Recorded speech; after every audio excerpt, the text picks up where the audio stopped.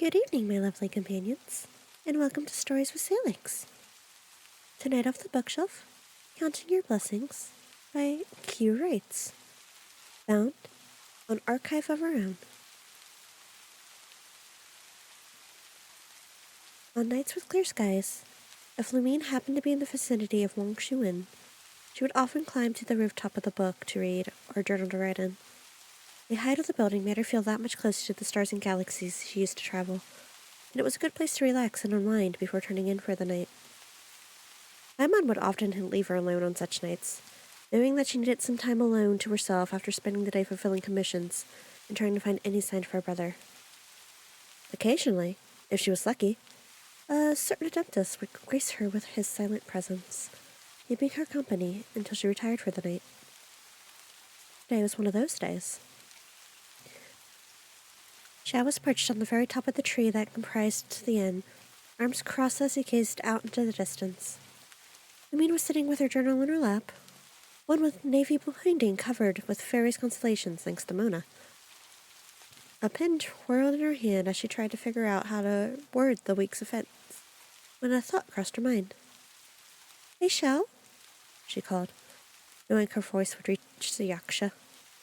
As expected, he jumped down and landed next to her without making a sound. "What is it, traveler?" "Have you ever heard of Counting Your Blessings?" Lumine asked, staring up at Xiao with her journal forgotten for the time being. "It's supposed to be a way to get you through tough times and allow you to appreciate the little things." The instant she finished her sentence, Lumine wished she'd never brought up the topic. An unreadable expression crossed his face. "No such blessings exist for ones such as I. Why would I bother counting them?" Lumine felt an ache in her chest at his words. She could hear the barely concealed recognition to his fate in his voice, and wanted nothing more than to ease just a little of his burden. When her mind was filled with thoughts of her brother, worried about where he might be and whether he was okay, she would take a deep breath and remember the events that made her day just a little bit brighter. It helped her through trying times, gave her motivation to get up for another day of searching. But Xiao was a being whose only duty was to defeat the demons that plagued Liyue, a never-ending battle with them and the chromatic binds that tie him. To speak of tough times so lately, when his whole life was one of endless suffering. Lumine's own seemed insignificant compared to his. Nervously, she tilted her head back to meet Xiao's eyes. He closed his eyes with a small frown. There's no benefit from indulging in such frivolous activities. They are meaningless. His words tugged at her heart. Has Xiao ever had anything to look forward to in life? In the thousands of years he had lived, other than combat and servitude? Perhaps occasional gifts of almond tofu, but even then... What are yours? Lumine blinked, startled out of her thoughts by the question. What do you mean? Xiao glanced down at her, expression ever so slightly exasperated. What are your blessings? Lumine bit her lip, searching for words to explain to him what she saw as such, even minor ones. I usually keep mine simple. For example, my blessings for today are having plenty of food for both me and Paimon, having a chance to learn how to make mint jelly, having you around to help me with commissions so that they finish a bit faster. She glanced briefly at Xiao, who was staring, waiting for her to continue.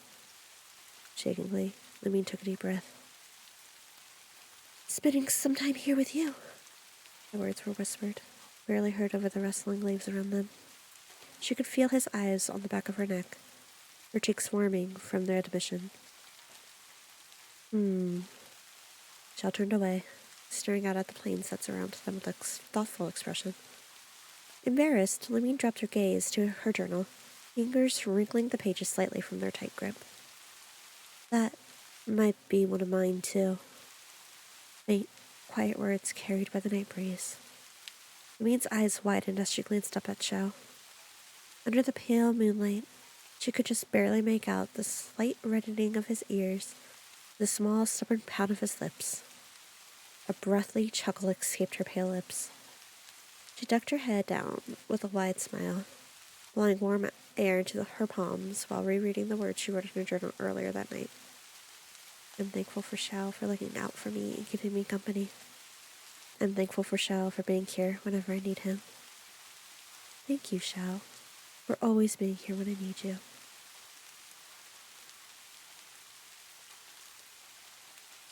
Thank you for listening, my lovely companions. Let me know what you think below, and hopefully I'll see you again soon. Take care.